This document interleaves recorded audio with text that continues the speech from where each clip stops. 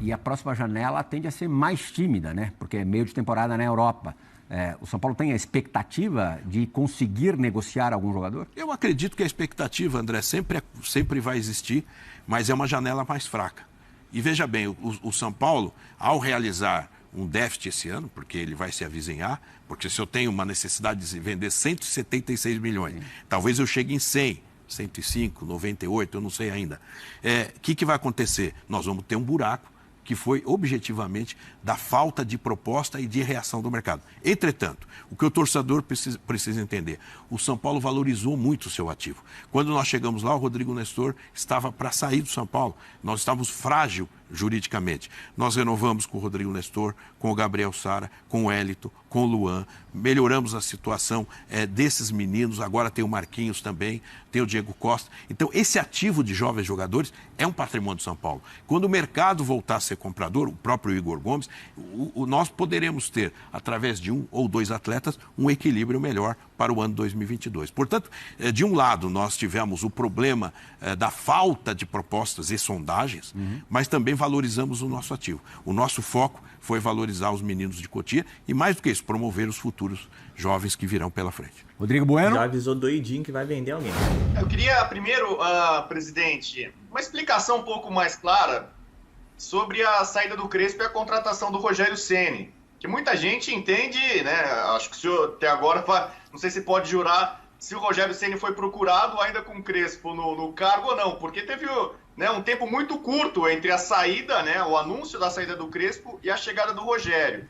Queria que o senhor explicasse. Eu vou comparar um pouco com um namoro ou casamento, né? Agora está na moda dizer comum acordo. Um namoro e um casamento é comum acordo. Então alguém vai lá e toma a iniciativa e faz o pedido. Quer namorar comigo ou quer casar comigo? Quem que tomou a iniciativa? O São Paulo de conversar, Crespo, vamos conversar, né? Olha, vamos encerrar o trabalho. Ou o Crespo, que depois tirou fotos elegantes, né? Com você, com outros membros da diretoria. O Crespo que achou que não estava dando mais, que não tinha mais futuro no São Paulo. Quem tomou a iniciativa? E na esteira, a gente está vendo a volta do Turíbio, Milton Cruz, o Muricy já fazendo parte da direção.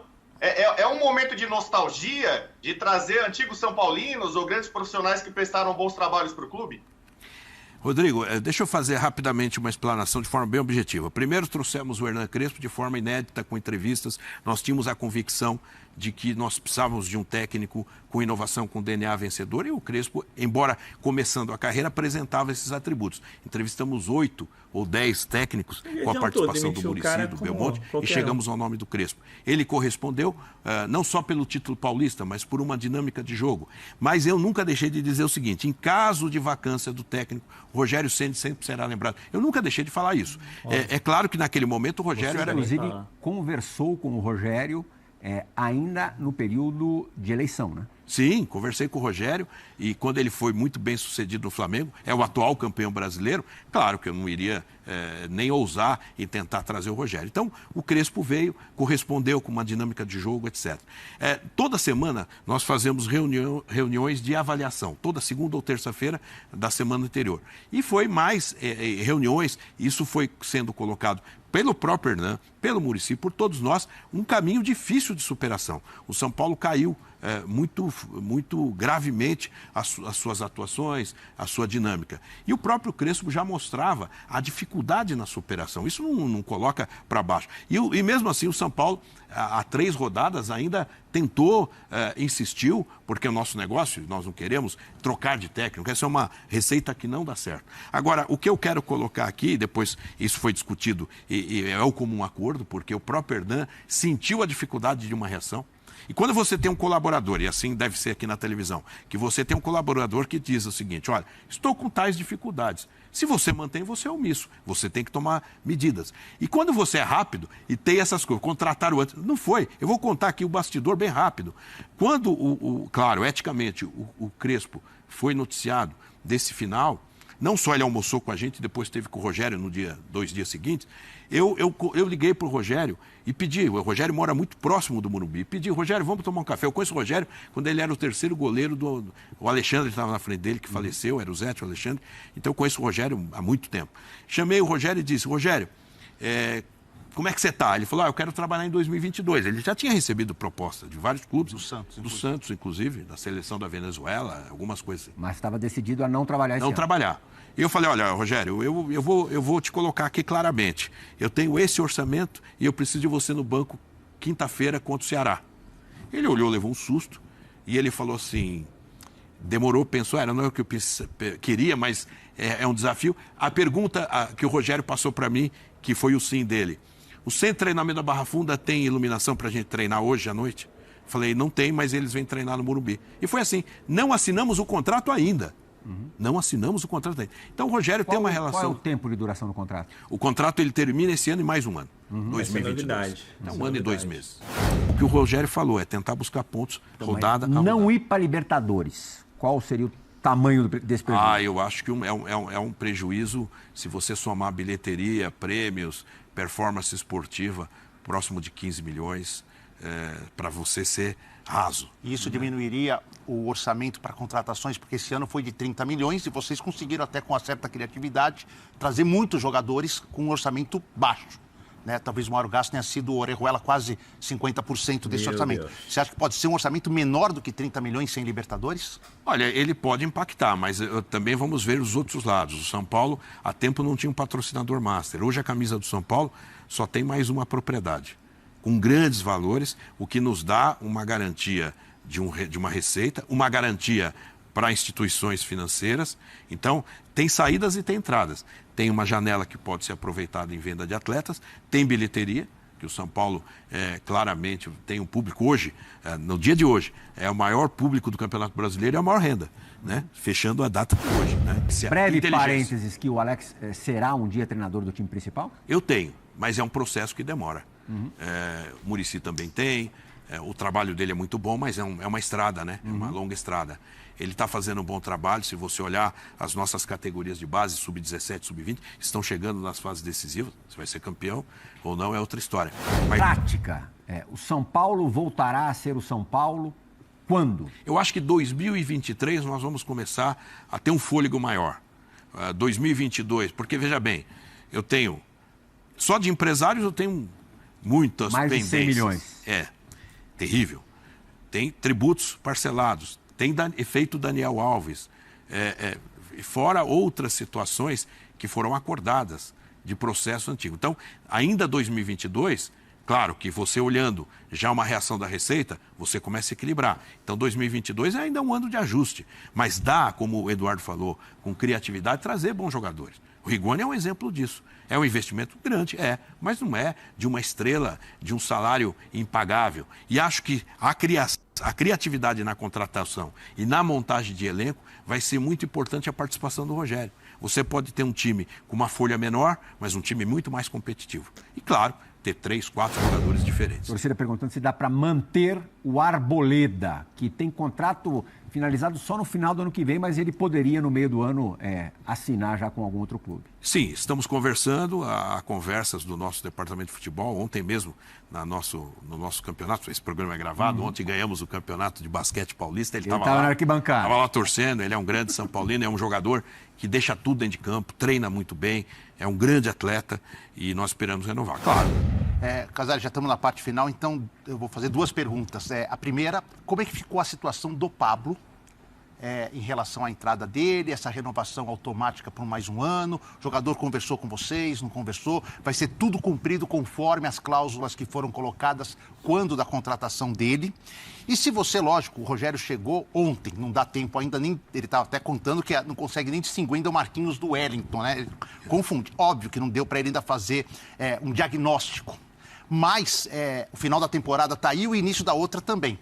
Você acha que o São Paulo terá que contratar muita gente no ano que vem, mantida essa base atual, com uma saída ou outra pontual, e tem já alguma posição que independe da indicação do técnico, que vocês estão olhando? Aqui nós precisamos de um reparo, de um substituto, de uma sombra. Tem algo que vocês já estão procurando nesse momento? Bom, Edu, vamos lá. Pablo. O Pablo, eu vi pela mídia que ele teria um bônus se jogasse. Isso não existe. O que existe eram contratos que eram feitos com luvas parceladas. As dinâmicas dos contratos de São Paulo também mudaram para melhor. né? Hoje nós temos uma outra... Isso não é crítica também ao passado. Acho que o que passou, passou. Mas não era o melhor caminho de você ter bônus altos de momentos que vai cumprindo número de jogos. Então o Pablo tem, ao cumprir um número de jogos, minutagem de jogos, ele tem mais um ano. Ganhou mais um ano. Mas isso não é ruim, porque nós acreditamos ainda, é um ativo do São Paulo, foi uma aquisição das mais vultuosas do São Paulo na gestão anterior. A mais, né? A mais, 26 milhões de reais. A mais da história do clube. Da história do clube. Então, na gestão passada.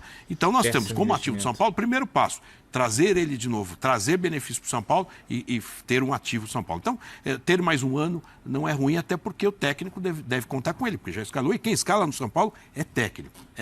Sobre planejamento, nós estamos focados, Edu, e eu sou muito sincero nisso, nesses 11 jogos que faltam. É o foco total nesse ano. Claro que o Rogério vai participar e ele está identificando os setores que vão precisar de reforço. E claro que é um processo natural, quando você termina o exercício, de entradas e saídas. Ele tem que ser conjugado. Você acha que vai ter mais gente saindo ou entrando?